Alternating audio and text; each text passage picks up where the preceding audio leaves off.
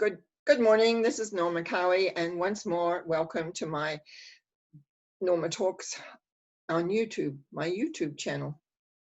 Today, we're going to do a lot of exploring of what the tarot says about our emotions and how we can be with them and how we can work with them. But before we begin that, I do like to say this is not really a class.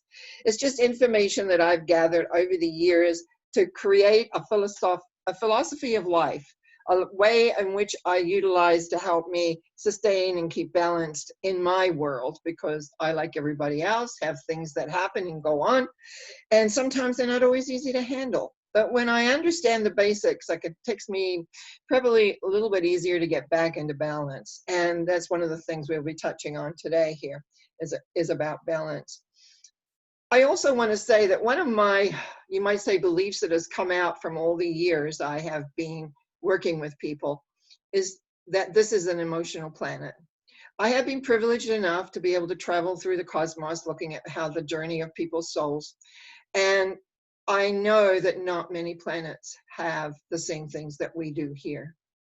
So with it being an emotional planet, what we really are needing to do is to understand what feelings are and emotions and how they work and the best way of dealing and coping with them.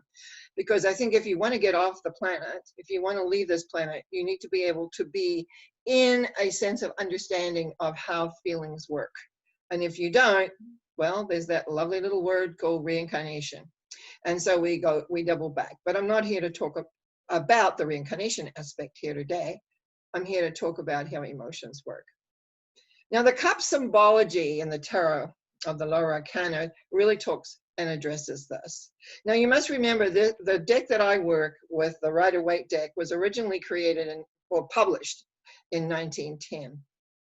And it's amazing to me how they understood humanity and how we work and operate. Now, one of my favorite symbols is the Ace of Cups. And why it is one of my favorite symbols is because it really strikes to the philosophy and the belief of a energy that's in the universe. Some people might call it a higher power, some people, but it's an energy and it's everywhere. And I've come to also believe that it's in everything that there is. In the table, the wooden table that I have here, the lamp that's on my desk, the computer itself. And how I came to that conclusion, and I better not ramble forever, but it's like, I read that scientists were finding that there was, no matter how big the cell or the molecule, there was this space that always came down to this amount of space, most of it actually. And they didn't know what that space was. And I believe truly, and I know some scientists believe this, that space, like some people call it God, but it's an energy. It's an energy that is in everything. And I think that's forgotten a lot. And so one reason why the Ace of Cups, for me, it shows the Dove of Peace bringing the sacrament into the cup, and the cup overflows. On the cup, there is a W, and that W shows up in the Hierophant, which we've talked about, and it also shows up in the lightning in the tower, which we've talked about in other videos. From the water that's coming in 5 streams, and that's our 5 levels of awareness and consciousness of who we are, streams out into the water below. Because water is always related to feelings and emotions. And I've come to the conclusion also that it needs to flow. Our emotions, our feelings need to flow. And I'm just going to say this now because I'm using both words. Really, we get a feeling as our body's way of talking to us. We have the feeling come up. But if we block it or we resist it, it turns into an emotion. It's like a block. It's like a stone in the river, and it blocks. Now, one of the things here, that it also has loads of symbology in the Ace of Cups. Strength, movement, progression, change. So in other words, we change our attitude. We change our way of life. We come to accept that there is more. And so when we move to the number 2 symbol, here we have communication. Here we have balance. And that's what we have to do inside as well as outside. And with that understanding, that acceptance of the feelings, that acceptance of who we are in a balanced way, what ends up happening is that we heal. And we heal through communication with ourselves. Not to deny our feelings, but to know that those feelings are our body's way of giving us information. And sometimes when I'm going, oh, what is that? Because for many years I didn't know what all my feelings were, and so consequently I would sometimes say, what is that? I don't know what that is. And even then it would subside within me because it was addressed. But when we resist it, when we don't want to look at it, we want to move into denial, then that's a whole different story. Because when you accept and change and understand that there is this energy in the, we'll say our planet, but I'll say universe, to work with us, and we balance that within ourselves, we come to number 3, which is happiness. Basically, 3 people, creative energy is always 3. Dancing with their cups held high. And oh yeah, they might be in the wine a little bit, but that's okay because there's grapes that, but it's joy, it's joyousness. And that's how we're meant to live our lives, understanding and being and celebrating life, being happy. And I know lately with a lot of clients, with all the lockdown going on and everything, I'm saying, what are you doing for pleasure? Because they're all stressed. They're all not feeling very great. What are they doing? What are you doing? What brings you pleasure? What are you creating? I know all my pleasure things were taken away. Sports, which I have a lot that I used to watch. Movies, no movies. Can't go visit friends. Everything. So what do we do? What do we do to create pleasure? I started reading books, loads of them. TV was getting less and less. A lot of movies too. But anyway, pleasure, joy, happy. What to keep you buoyant up so you're not going into the deeper, sadder things, which is yet to come. But us being humans, guess what we do when it's happy? Now, I have done this personally several times in my life, and I know how it works. You're happy, especially in relationships. And then something isn't quite right. And rather than address the not quite right, we just sort of push it aside. And pretty soon, our happy level drops and drops and drops. And we get very like hanging on to what we had rather than creating with where we are right now. And so it's, again, very important to remember emotion is fluid. It is like a river running down very gently and easily. It's always got movement. And what it shows in the symbology of the number 4 is that something is being offered, but being stubborn and set on what you had, you're not looking at that at all. You're not looking. And so consequently, what ends up happening, all that you had falls away and you get sad. What you had is gone and you don't always know why. Well, I'll tell you why. It's because you didn't address it right when it wasn't working, or you didn't look at it in an effective way. So now you're sad, you're upset. But I just love the tarot for this, especially as a reader, because behind this person who's grieving, because it's a number 5, the 3 cups, you actually can watch the 3 cups go from being high, all beautiful, to in front of you, to being now turned over and lost. And what it basically has, I just got a second here. What it basically has is that you are sad and you're looking at what you're looking at, but the 2 cups behind you already. And this is the only symbol that has an actual bridge across the river of life to the castle of the dreams. Because no matter what the loss is, no matter the grief, eventually, and I'll come to that a little bit in the 6th, you have to turn around and see that there's more waiting. There's another goal. There's another element. There's another aspect in which you can work towards. So when you come forward, and actually the number 6 tells you the answer, you must put your past in a perspective. The whole symbol of the 6 is all about memories, remembering. And there's always something we don't really want to remember. We really don't want to look at. Oh no, I don't want to see that. Unfortunately, we need to look at it all. We need to come to terms with it all. Because if we don't, we become very similar to what the 7 symbol is, not similar. We do this. And this is a symbol I see a lot for people, and it is the beginning of the imagination pattern. It's a man that's dressed very similar to the number 5 with the dark clothes, and he's got dark clothes on. And he's looking up into the sky with 7 cups in the clouds with all different things coming out of them. Riches, castles of dreams, vanity, healing patterns, knowledge, victory. We start imagining things that are not based in reality. And this is where it becomes complicated, because we tend to begin to believe, or we begin to hope. And it's not that hope is we need hope, but it's like we tend to think that that's what's going to be. But it's not based in reality. It's based out of our mental minds. And if you remember last week, we have to watch how that works. And so consequently, what we need to do is put all that behind us. We need to let it go. Our past is our past. We don't deny the past, but there comes a point when we move into our inner strength, where we become aware of that energy that I talked about earlier. It's like we remember, we get strong, and then we can set out into a new way. Because we're strong and we follow, no matter what comes up, we follow and go through the process. And remember that basically the first three symbols tell us how to be: acknowledging the energy, coming into balance and communicating not only with ourselves, with others, and enjoying life fully. And eventually in number 9, it shows that now you come to a place where everything once more is there. You've achieved a lot and you feel really good about what you achieved. There's a little hint in that particular symbol about complacency, again, which something which I can do very, very well. But then eventually you come to number 10, which is 10 cups and a rainbow, man and a woman, which you could say was from number 2. Exclaiming, you could say, the rainbow. And then 2 children skipping around, and there's a house, and there's the river. In other words, you've achieved. You've got what you want. Everyone is happy. Everyone is happy.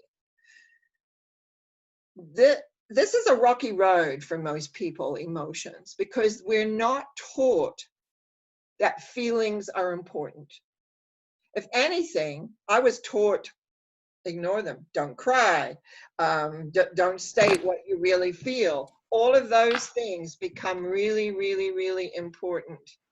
And so consequently, it makes a big difference. So it's always a sense of direction of where you are. For those that are watching this on YouTube, I do have people that are listening to this, and Louise, you must keep yourself on unmute. I'm really stating that. So we just want because otherwise the noise comes through, and most of people really honor that, and you must keep yourself on mute.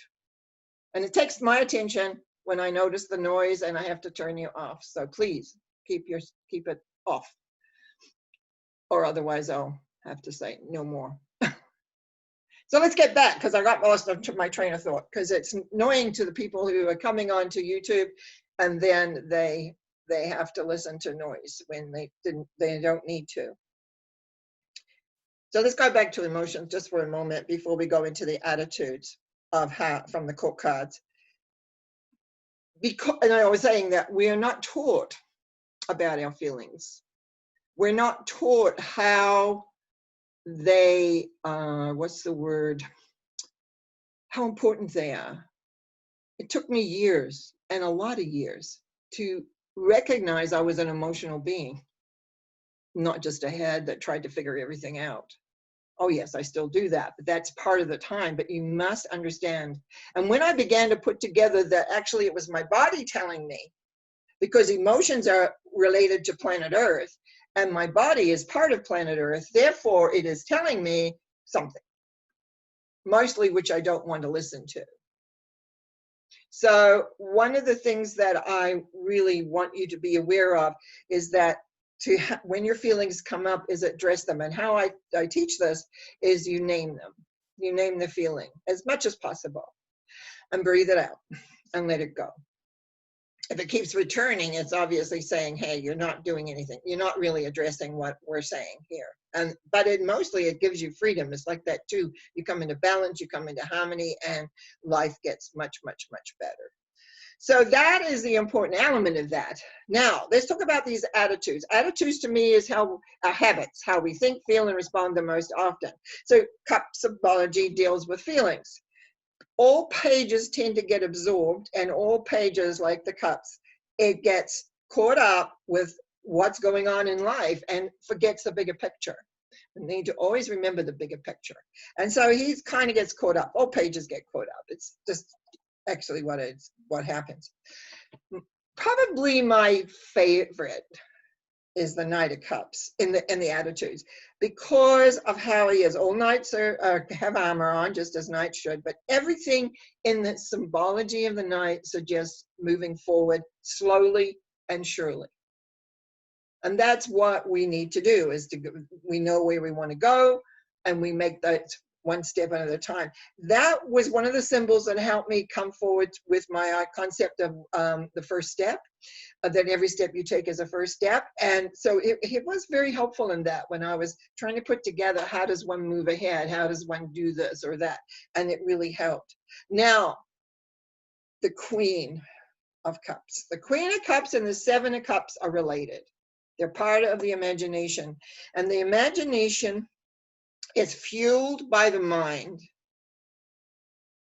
And unfortunately, touches into the emotional element of where we get kind of tunneled vision, you might say, and the Queen shows this. There's so much about the Queen of Cups that I really like, her gentleness, her softness, but she gets lost in her world, her inner mind, her inner world. The cup that she holds looks nothing like a cup in all the other symbols at all. It's all elaborate, and it's even got a lid on it. I always make a big deal of that when I'm really teaching this symbol, is that she has a lid on it, so nothing new is getting in. So it's like you rehash the old, and I'm sure you've all been there, where you rehash the old and old and old, and you get all tied up in knots, or you think, what about this, and maybe that, and perhaps this, and you've already got it all figured out one way or the other, and it's not based in reality. It's all based in your fears, your anxieties, and what may be or may not be. Now, in juxtaposition to that is always the king. I always like to point out is that in 1910, things were still pretty in the old way of man's role and woman's role. Now, the king here is very interesting because he has a concrete throne on a fairly turbulent sea, which should sink, right? But it doesn't. Holding a cup and a sphere. He has a medallion of a fish around his neck, which is talking about being in control of surprises, which the Page of Cups has coming out of his cup is a fish, showing he's caught up in the surprise. The King of Cups, to me, again, on a lot of these, I had quite some years trying to figure out where they fit and what they were telling me. And sometimes when I'd run across an attitude in a person, I'd go and say, well, where is that? And I would figure out which tarot symbol related to that. This King of Cups has an arrogance about him. It has a sense of coolness. I never felt warmth from this. I always felt like he would do what has to be done, but he's not really there. He's not very as emotional. And a lot of denial. And the interesting writer who colored in Arthur Edward Waite's and Pamela Coleman Smith's pictures, he added the greens in here. And I really pick up sometimes how not only that we're deceiving ourselves, but some of the other emotions that can get in the way and how he does that.